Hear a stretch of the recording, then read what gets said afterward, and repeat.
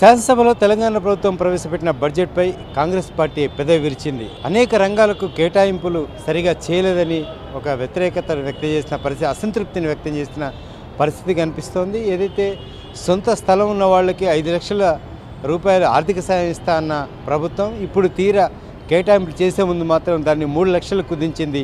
ఇది ఎలా సాధ్యం? అన్ని రంగాల కేటాయింపులు ఈ విధంగానే కుదించిందని ఒక ప్రధాన ఆరోపణ చేస్తున్న పరిస్థితి కనిపిస్తోంది. ఇందుకు సంబంధించి ఇన్ని లక్షల బడ్జెట్లో ఏ ఒక్క రంగానికి కూడా పూర్తి స్థాయిలో కేటాయింపులు లేవని సిఎల్పి నేత బట్టి విక్రమార్క అసంతృప్తి వ్యక్తం చేస్తున్న సందర్భంగా అనిపిస్తోంది. ఇక తెలంగాణ బడ్జెట్లో ఈరోజు ఆర్థిక మంత్రి హరీష్ రావు ప్రవేశపెట్టిన బడ్జెట్ గురించి సిఎల్పి నేత బట్టి విక్రమార్క మాట్లాడుతున్నారు. ఒకసారి చూద్దాం. స్నేహితులారా, అందరికీ నమస్కారం. ఈరోజు రాష్ట్ర ప్రభుత్వం ప్రవేశపెట్టినటువంటి బడ్జెట్ వాస్తవానికి చాలా దూరంగా ఉన్నటువంటి బడ్జెట్. ఇది కేవలం ఎన్నికలను దృష్టిలో పెట్టుకొని ప్రజల్ని పక్కదోవ పట్టించడం కోసం మేము రకరకాలైనటువంటి పథకాలు చేయబోతా ఉన్నాం. దానికి ఇంత డబ్బులు కేటాయించామని లెక్కలు పుస్తకాల్లో చూపించడం కోసం మాత్రమే ఉపయోగపడేటట్టుగా ప్రవేశపెట్టినటువంటి బడ్జెట్గానే ఈ రాష్ట్ర బడ్జెట్ కనిపిస్తూ ఉంది. ఎందుకని అంటే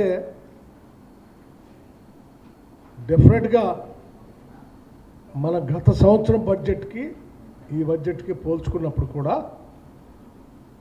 వారు అప్పుడు ప్రవేశపెట్టినప్పుడు కూడా మేము చెప్పాం,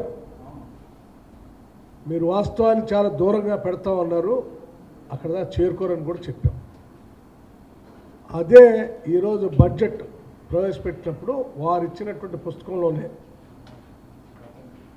గతంలో కాంగ్రెస్ శాసనసభా పక్షం ఏదైతే చెప్పిందో ఆ స్థాయికి కూడా రాలే లెక్కలు, రాబడి ఖర్చు కూడా. ఉదాహరణకి చూడండి,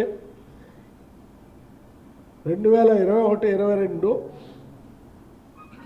బడ్జెట్ ఎస్టిమేషను 2,29,876 కోట్లు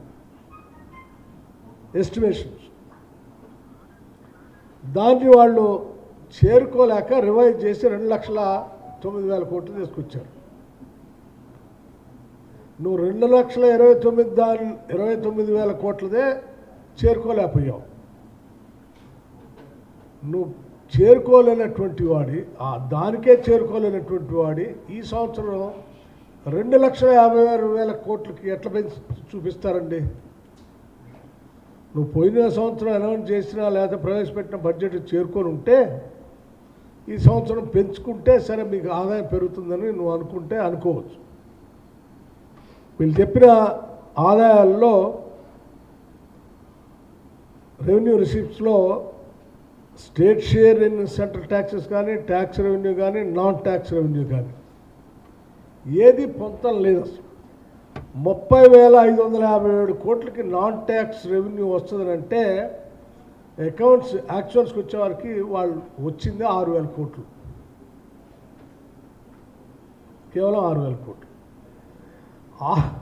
6,000 కోట్లు వచ్చిన వాళ్ళు మళ్ళీ ఈ సంవత్సరం కూడా 25,000 కోట్లు చూపిస్తూ ఉన్నారు. అంటే దీన్ని బట్టి అర్థం చేసుకోవచ్చు, ఈ లెక్కలన్నీ కూడా కేవలం ఏది మేము ఇళ్ళకి ఇంత ఇస్తూ ఉన్నాం, బళ్ళకి ఇంత ఇస్తూ ఉన్నాం, రోడ్లకి ఇంత ఇస్తూ ఉన్నాం, పోలీస్ శాఖకి ఇంత ఇస్తూ ఉన్నాం అని లెక్కలన్నీ వేసి కూడి మొత్తం లెక్క కూడి ఇగో 2,56,000 కోట్లు మేము బడ్జెట్ ప్రవేశపెడుతున్నాం అని చెప్తున్నాం. కానీ యాక్చువల్గా వచ్చేవారికి, ఖర్చు పెట్టేదానికి వచ్చేవారికి ఏముండదు ఈ బడ్జెట్.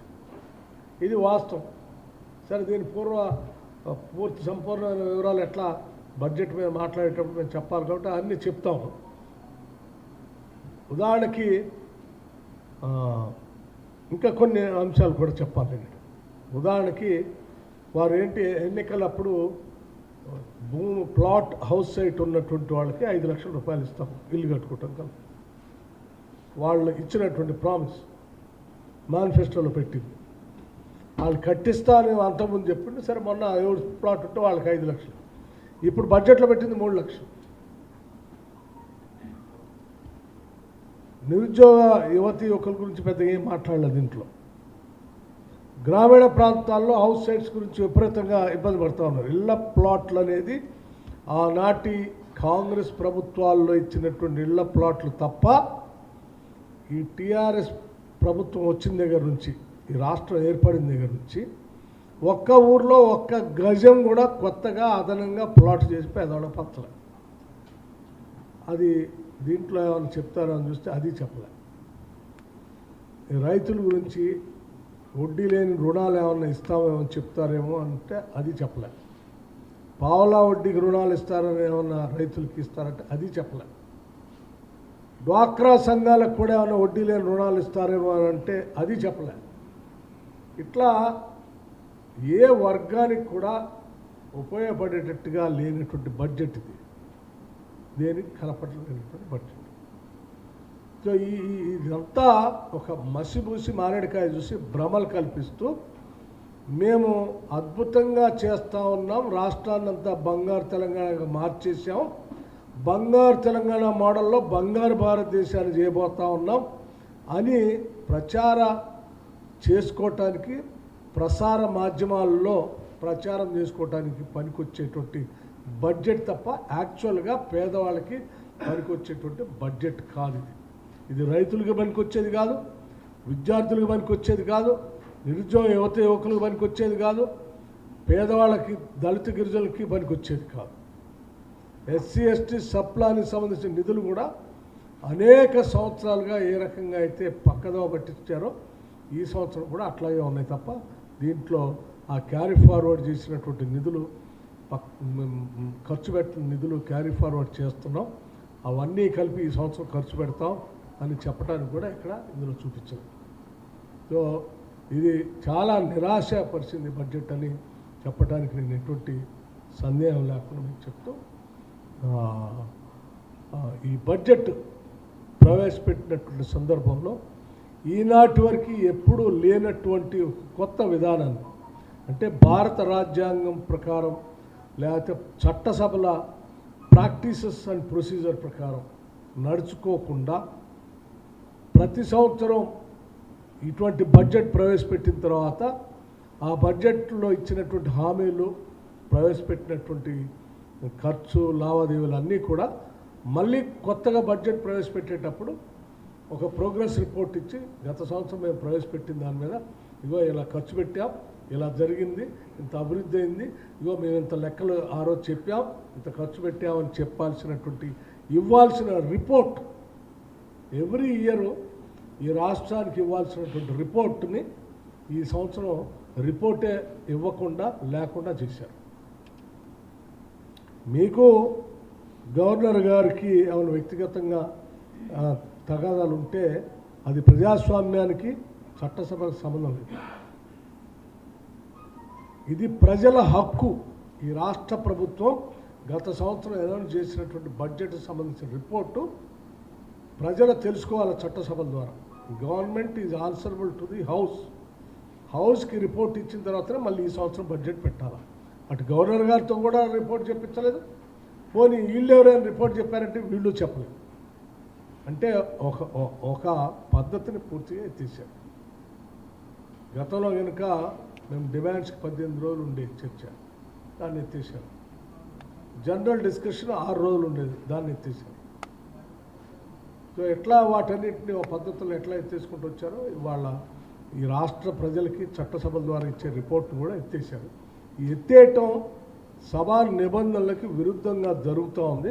ఇది కరెక్ట్ కాదు, దీన్ని రెక్టిఫై చేసుకోవాలని ప్రధాన ప్రతిపక్షంగా మేము పాయింట్ ఆఫ్ ఆర్డర్ లేవనెత్తి సభలో సభాపతి గారికి చెప్పడం కోసం కాంగ్రెస్ శాసనసభ పక్షానికి సంబంధించిన శాసనసభ్యులు అందరం కలిసి లేచి దాదాపు 30 నుంచి 40 నిమిషాలు నిలబడి అరిసి అరిసి అరిసి అరిసి మాకెళ్ళి చూడండి, మైక్ ఇవ్వండి, పాయింట్ ఆఫ్ ఆర్డర్ అని చెప్పి అరుస్తూ ఉంటే కూడా కనీసం మాకెళ్ళి చూడటానికి కూడా ఇష్టపడినటువంటి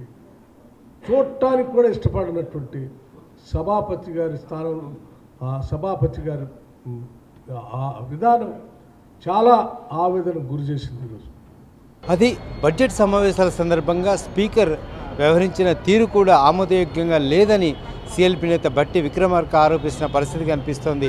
పాయింట్ ఆఫ్ ఆర్డర్ అని చెప్తున్నప్పటికీ కూడా స్పీకర్ పట్టించుకోవడం ఎంతవరకు సమంజసమని ఆయన సూటిగా ప్రశ్నిస్తున్న సందర్భంగా కనిపిస్తుంది. ఇక 2022-2023 ఆర్థిక సంవత్సరానికి బడ్జెట్లో కేవలం అంకెల గారడి మాత్రమే ఉంది తప్పితే ఇటు పేద బడుగు బలహీన వర్గాలకి సంపూర్ణ స్థాయిలో కేటాయింపులు లేవు. బడుగు బలహీన వర్గాల అభ్యున్నతి కోసం కానీ సంక్షేమం కోసం కానీ వారికి కేటాయింపులు లేవని ఇటు సిఎల్పి నేత బట్టి విక్రమార్క అసంతృప్తి వ్యక్తం చేస్తున్న పరిస్థితి కనిపిస్తోంది. కెమెరా పర్సన్ రాజాతో హరికృష్ణ, వన్ ఇండియా తెలుగు, హైదరాబాద్.